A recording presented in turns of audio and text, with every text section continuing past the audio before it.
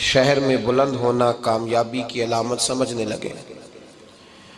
اس کا نقصان یہ ہے کہ معاشرے میں دو چیزیں روز بروز بڑھتی چلی جا رہی۔ ایک ہے بے حیائی، فحاشی، عریانی۔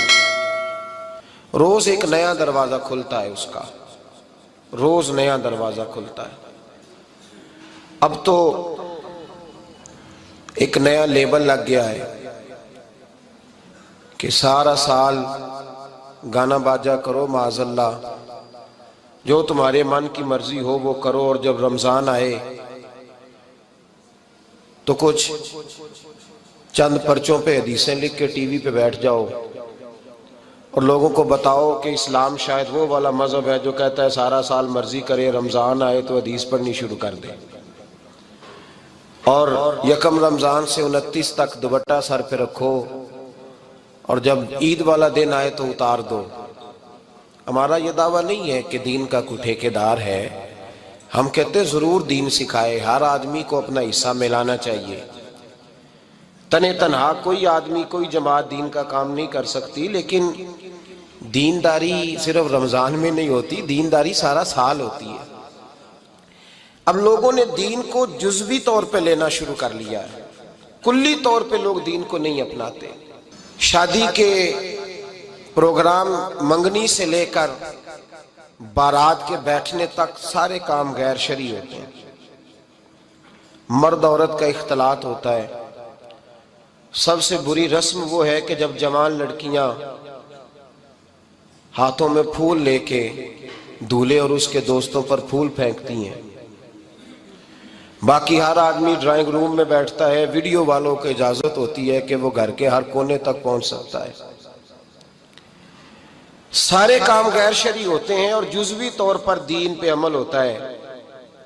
نکاح کا وقت آتا ہے تو کہتا ہے چپ کر جاؤ تھوڑی دیر کے لیے، بینڈ باجا بند کرو، ہم مسلمان ہو گئے۔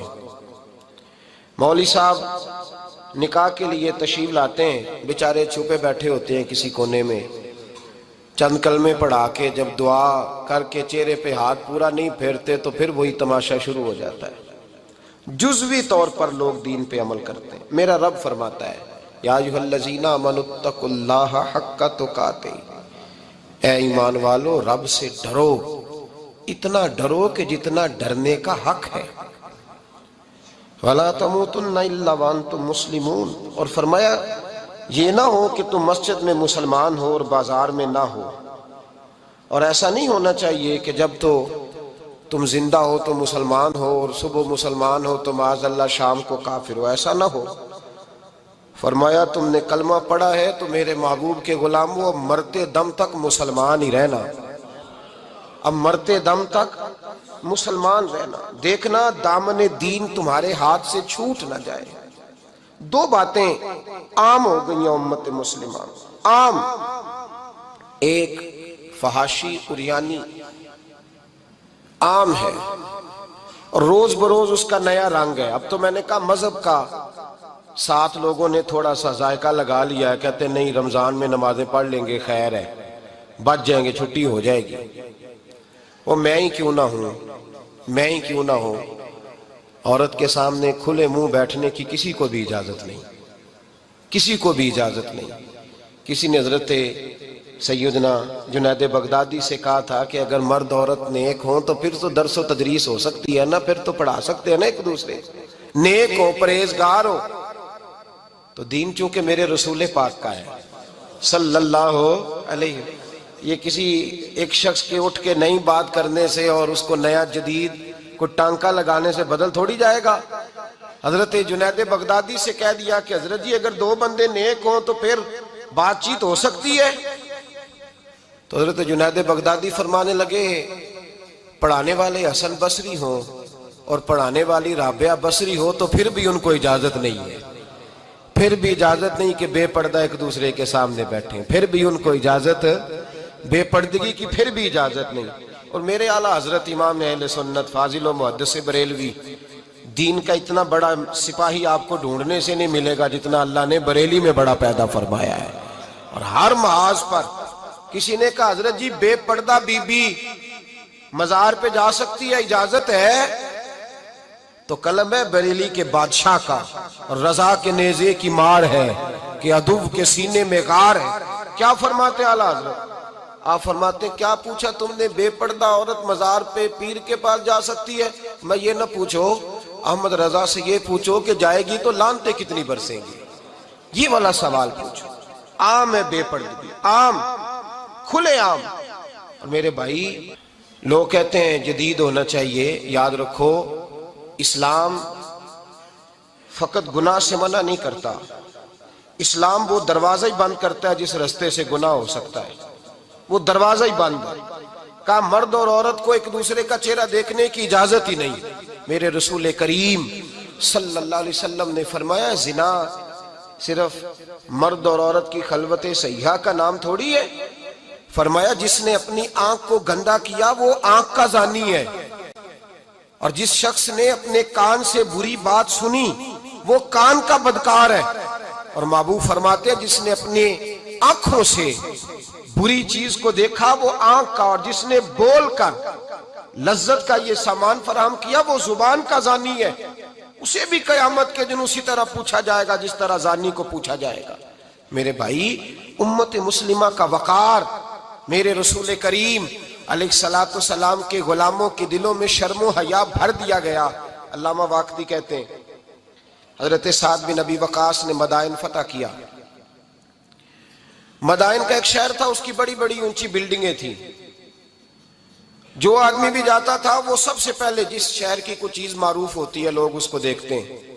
اونچی اونچی بلڈنگیں تھیں، سب سے زیادہ اس شہر کے لوگوں نے اونچے مکانات اور زیادہ تعمیرات کر رکھی تھیں۔ حضرت سعد بن ابی وقاص لشکر لے کے گزرے تو لشکر میں بوڑھے لوگ نہیں ہوتے، جوان لوگ ہوتے، توانا لوگ ہوتے، اور بڑے جیدار سپاہی تھے۔ 10,000 صحابہ کی جماعت تھی، حضرت سعد بن ابی وقاص امیر لشکر تھے۔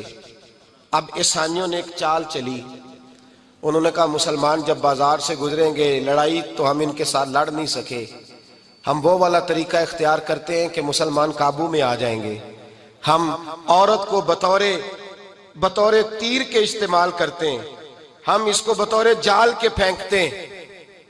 کیا کیا؟ عورتوں کے ہاتھوں میں پھول دیے، پلیٹیں پکڑائیں، بلڈنگوں کی چھتوں پہ کھڑا کر دیا، فرمایا تم ان پر پھول پھینکنا، اگر 2-4 سپاہی بھی ہم اپنے قابو میں کرنے میں کامیاب ہو گئے تو دراڑ تو پڑ گئی نا، تم ان پر پھول پھینکنا۔ یہ دیکھیں رسم چلی کہاں سے، ہم نے اپنا لی ہے، چلی کہاں سے اور ہم نے اس کو اخذ کر لیا، رواج بن گیا۔ حضرت سعد بن ابی وقاص رضی اللہ تعالیٰ عنہ جب اس بازار سے گزرے تو آگے آگے امیر لشکر کا گھوڑا تھا، پیچھے 10,000 صحابہ گھوڑوں پہ بیٹھے ہیں۔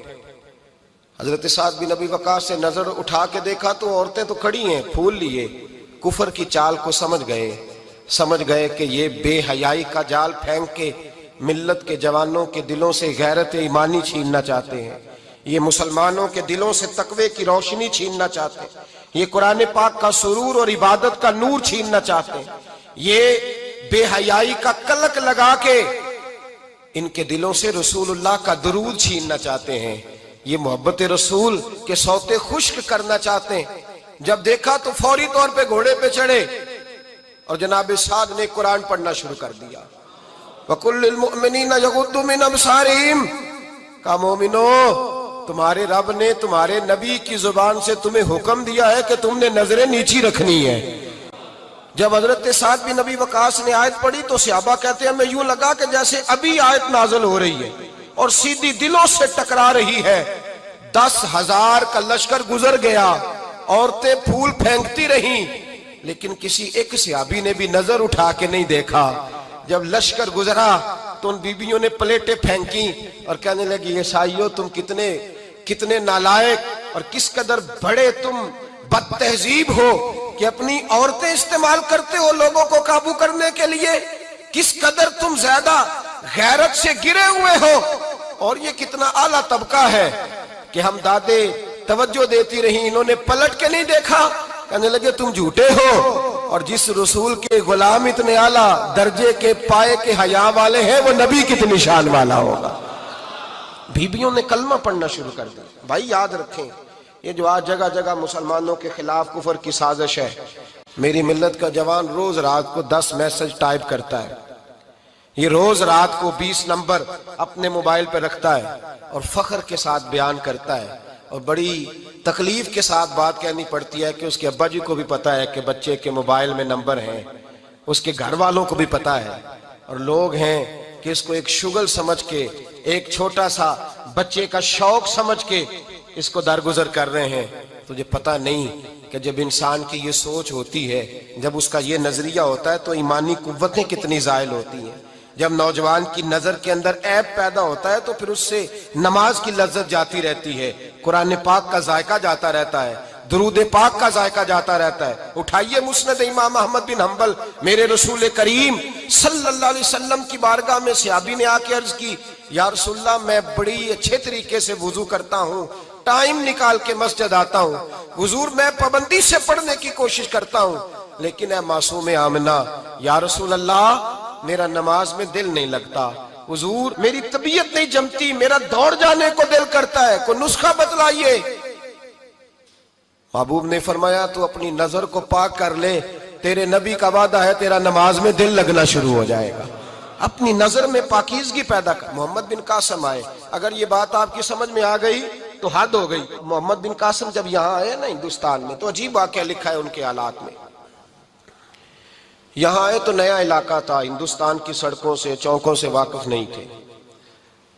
جب تشریف لائے، راجہ دہر ان کے مقابلے میں تھا، جنگ کرنی تھی، لشکر لائے تو خود بھی ابھی 17 سال یا 19 سال کے جوان تھے، اور ساتھ بھی لشکر جوانوں کا تھا۔ ایک بزرگ تھے قافلے میں، بزرگ کہتے ہیں میری محمد بن قاسم سے ملاقات ہوئی تو میں نے اس شخص کے چہرے پر پریشانی دیکھی، شدید تکلیف میں دیکھا، تو میں نے کہا جرنیل مسلمانوں کے تو کس پریشانی میں ہے؟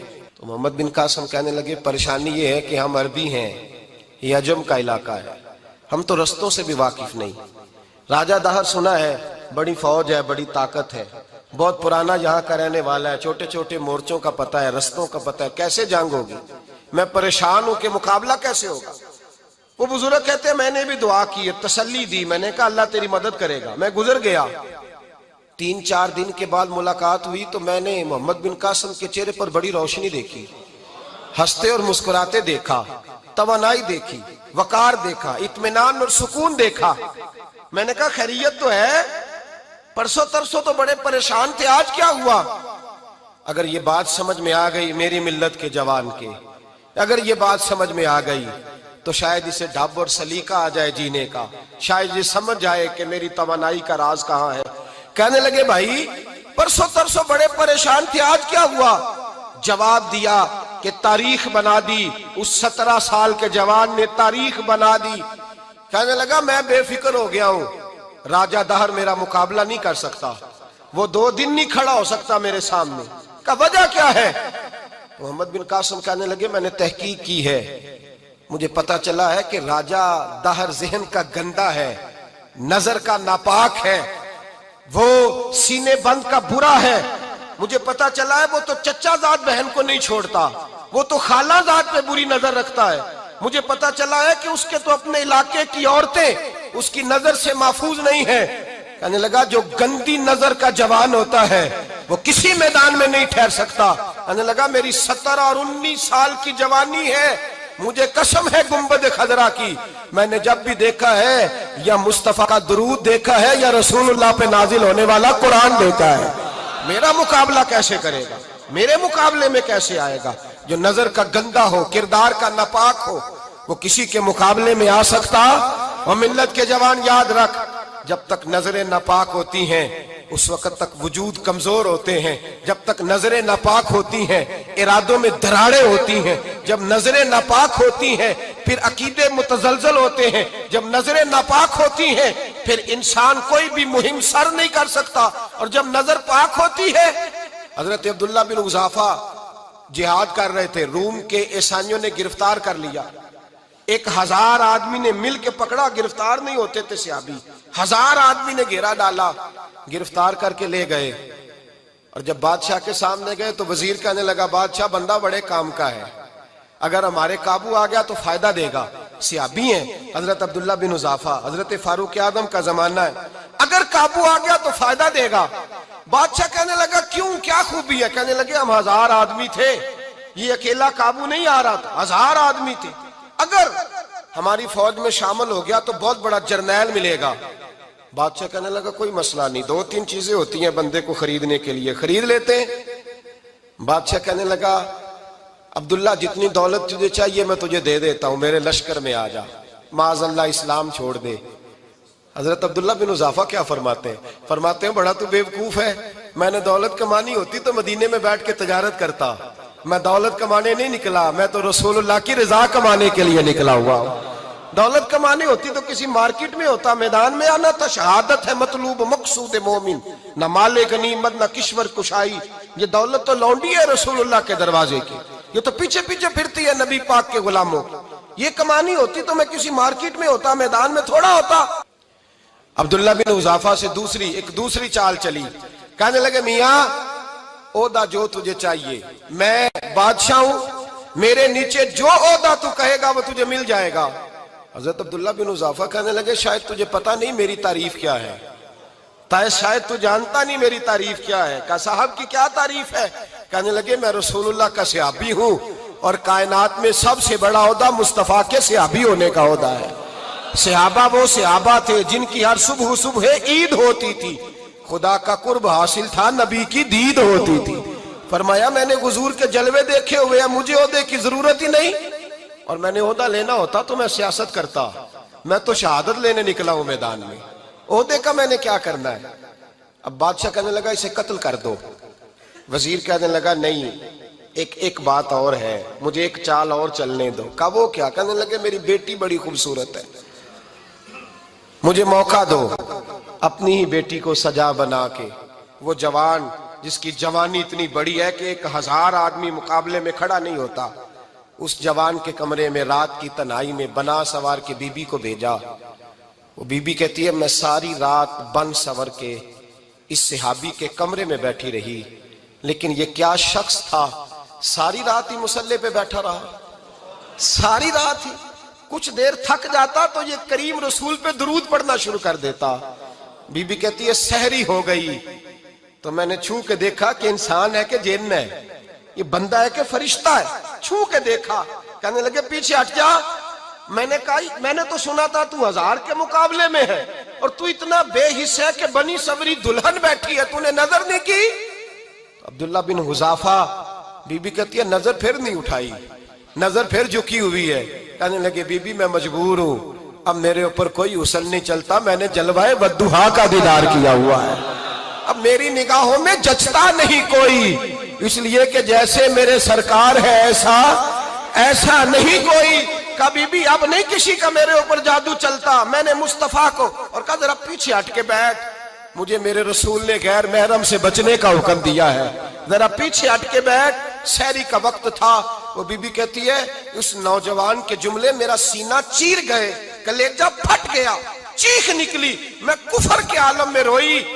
میں نے کہا مجھے بتا تو صحیح، آخر یہ جذبہ کہاں سے ملتا ہے، آخر یہ روشنی تو میں نے دیکھی نہیں، کہاں سے آتی ہے؟ ایک میرا باپ ہے جو بنا سور کے مجھے تیرے کمرے میں چھوڑ گیا، بتلا یہ کہاں سے کیف آتے ہیں؟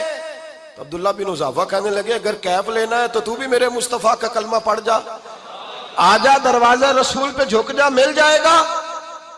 سویرے دروازے پہ باپ آیا بیٹی سے رزلٹ لینے، دروازہ کھولا تو بیٹی نقاب پہنے باہر آئی.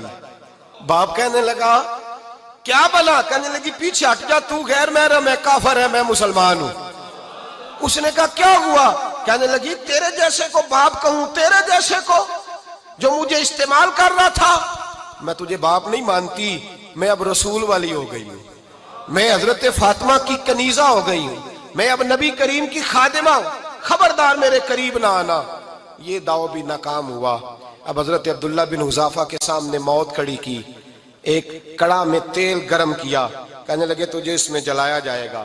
حضرت عبداللہ بن حذافہ رضی اللہ تعالیٰ عنہ جب جلنے کے قریب ہوئے تو رونے لگے.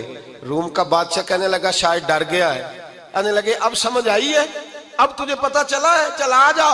حضرت عبداللہ بن حذافہ کہنے لگے تو کافر ہے، تیری کافروں والی سوچ ہے، اس لیے نہیں رویا کہ موت سے ڈر گیا ہوں، میں تو اس لیے رویا ہوں کہ ایک جان ہے وہ نبی پاک پہ قربان ہو رہی ہے، کاش رب مجھے 1000 جان دیتا، میں ساری مصطفیٰ پہ قربان کر دیتا.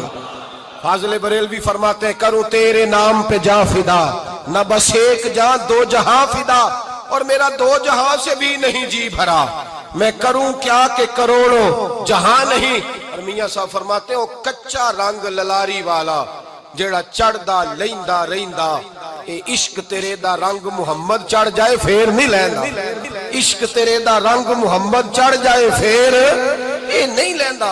मेरे भाई वो रूम का बादशाह कहने लगा, दुनिया मैंने भी बड़ी देखी है, पर जैसे पाक साफ मुस्तफा के गुलाम देखे ऐसा मैंने कोई नहीं देखा। ओ भाइयों, नजर पाक हो, रूह पाक हो, मिजाज पाक हो, फिर इंसान बड़े बड़े काम करता है, फिर वो मुहिम्मात को सर करता है, फिर वो सिर्फ एक घर के लिए नहीं, वो मिल्लत के लिए फायदा मंद होता है, फिर वो घरानों को लेकर चलता है, फिर वो बड़े बड़े मुआशरे तश्कील देता है। मेरे रसूल करीम सल्लल्लाहु अलैहि वसल्लम ने पाक साफ ज़हन के लोग तैयार किए।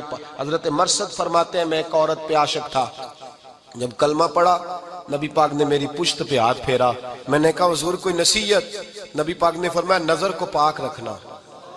आप फरमाते हैं, औरतें मेरे पीछे भागा करती थी और मुझे कहा करती थी, अब तू देखता क्यों नहीं? तो मैंने कहा, पता मुझे भी नहीं, मुस्तफा की एक नजर हुई है, रब ने सारे महल को चैल दूर फरमा दिए, सारा कुछ ही बदल गया। मिल्लत के जवानों, याद रखो इस बात को, ये पाकीज़गी, ये नजर, ये पाकीज़गी, ये मिजाज, ये इंसान से बड़े काम करा लेती है। और अगर तेरी नजर नापाक रहती है फिर तो कुछ नहीं कर सकता, फिर तेरी जिंदगी एक ऐसे कैद खाने में कैद हो गई है जो तुझे दो कदम भी नहीं चलने देगी।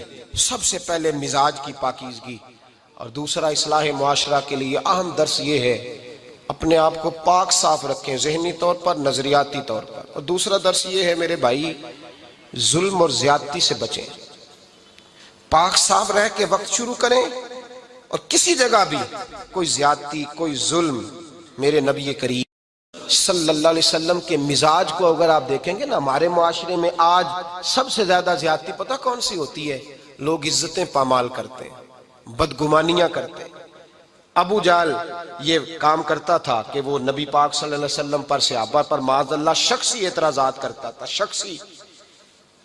अजीजों, जब आदमी का किसी से इख्तलाफ होता है ना, या किसी को पसंद नहीं करता, या किसी को रिजेक्ट करना चाहता है, तो शख्सी एतराज़ात करता है, नीचे उतरता है, कमजोर बात करता है, छोटी बात करता है। और हमारे जमाने में तो ये काम हसद की वजह से होता है, बड़े बड़े जमातें टूट जाती हैं, मिल्लतों का शिराजा बिखर जाता है, लेकिन लोग अपनी उस हरकत से बाज नहीं आते, सारी जिंदगी जाती और निजी एतराजात करते रहे। अबू जाल के अंदर हजारों ऐब पाए जाते थे, शराबी भी था, बदकार भी था, बेहया भी था, जालिम भी था। मेरे नबी पाक सल्लल्लाहु अलैहि वसल्लम ने उसे दीन का पैगाम दिया है, लेकिन तारीख की किसी किताब में आपको ये नहीं मिलेगा कि हुजूर ने कभी उसकी शख्सियत पर एतराज किया हो। ये फरमाया है कि बड़ा फिरौन है इस उम्मत का, लेकिन नीचे उतरकर कभी उसकी जाती और शख्सी जिंदगी पर कोई ज्यादती सहाबा की तरफ से और नबी पाक की तरफ से। बहुत बड़ी बात समझा रहा हूं, अगर आपकी समझ में आए तो। हम जातियात पर उतरते, जात पर उतर कर ज्यादती करते, जात पर। हमारा अब जुल्म निजी सतह से शुरू हो रहा है और पूरी मिल्लत को लपेट में ले रहा है, पूरी मिल्लत को। छोटी छोटी ज्यादतियां हैं जो पूरे मुआशरे को अपनी लपेट में लेती हैं। मेरे नबी करीम अलैहिस्सलाम ने जो दीन हमें दिया है वो खैर खाई का मजहब है, वो भला करने का मजहब है, वो काम आने का मजहब है, वो जुल्म से बचने का मजहब है। मेरे नबी पाक ने फरमाया, जुल्म से बच जाना, कयामत के अंधेरों में जो बड़ा अंधेरा होगा वो जुल्म होगा। इस्लाह मुआशरा कॉन्फ्रेंस का पहला सबक मैंने अर्ज किया कि नजर को, जहन को, सोच को पाक रखें, और दूसरा, जिंदगी में कभी ज्यादती ना करें, कभी भी अपने मुखालिफ पर भी कभी शख्सी, जाती और निजी एतराजात ना करें। ये इंसान के अंदर का जुल्म होता है, हमारे घरों के अंदर से जुल्म जन्म लेने लगा है। रोज बहू पे तेल छिड़का जाता है, रोज किसी न किसी शहर से, अपने ही घर से, अपने ही चिराग को बंद करने की खबर निकलती है। सड़कों पे, चौकों पे, चौराहों में गरीब मसले जाते हैं, जिसके हाथ जहां तक पहुंचते हैं वो वहां तक माज़अल्लाह ज्यादती कर गुजरता है। अगर कौम जुल्म से बचने लगे, ज्यादती से बचने लगे, तकलीफ देने से बचने लगे, तो माशरा संवर जाएगा। मेरे रसूल करीम अलैहिस्सलाम ने अपने गुलामों से पूछा था, बताओ मुफलिस कौन होता है? कौन है जिसके पास कुछ नहीं होता? صحابہ نے کہا یا رسول اللہ جس کے پاس پیسے نہ ہو، بخاری مسلم متفق علیہ حدیث ہے، نبی کریم نے فرمایا نا بھائی، مفلس تو وہ ہوگا جو قیامت کے دن احد پہاڑ کے برابر نیکیاں لے کے آئے گا۔ یا رسول اللہ اتنی نیکیاں پھر بھی مفلس ہے، پھر بھی غریب ہے؟ تو نبی پاک نے فرمایا نیکیاں پہاڑ کے برابر ہیں، پر اس نے چگلیاں بڑی کی ہیں، غیبتیں بڑی کی ہیں، مذاق بڑے اڑائے، اس نے لوگوں پر پھبتیاں بڑی کسی ہیں، تان و تشنی بڑے کیے، ظلم بڑے کیے، گالی بڑی دی، لوگوں کے بارے میں بری باتیں کی۔ اب رب کریم نے وہ ساری نیکیاں ان لوگوں میں بانٹ دی، مفلس ہو گیا، غریب ہو گیا۔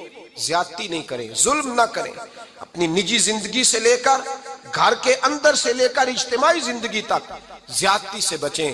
میرے نبی کریم علیہ السلام نے اپنے غلاموں کو یہ درس دیا ہے، دیکھنا کبھی زیادتی نہ ہونے پائے، دیکھنا کہیں ظلم نہ ہونے پائے، دیکھنا کسی شخص کو تمہارے قول فعل سے، تمہارے مزاج سے تکلیف نہ پہنچے۔ میرے بھائیوں، حضرت وہب ابن منبہ علیہ رحمہ فرماتے ہیں کہ بنی اسرائیل کے اندر ایک بادشاہ محل بنانے جا رہا تھا۔ محل آج بھی جس آدمی کی سوسائٹی کے اندر 2-4 قلعے 2-4 ایکڑ کسی غریب کے آ جائیں، وہ یہاں تو اسے دھمکاتا ہے یا بلیک میل کرتا ہے، کچھ نہ ہو سکے تو پھر قتل ہی کرا دیتا ہے معاذ اللہ۔ اور یہ خبریں عام ہمیں سننے پڑھنے اور دیکھنے کو ملتی ہیں۔ بادشاہ محل بنانے جا رہا تھا، ایک غریب بی بی رہتی تھی، اس کی جھونپڑی بادشاہ کے محل کے نقشے میں آتی تھی۔ بادشاہ نے کہا بی بی منہ مانگی قیمت لے لو، خالی کر دو یہ مکان۔ بزرگوں کو اپنے جھونپڑیوں سے بڑی دلچسپی ہوتی ہے، بچے سوسائٹیوں میں چلے جاتے ہیں، ابا جی کہتے ہیں مجھے گاؤں میں رہنے دو، میرا یہی دل لگتا ہے، مجھے اس گھر سے دلچسپی ہو گئی۔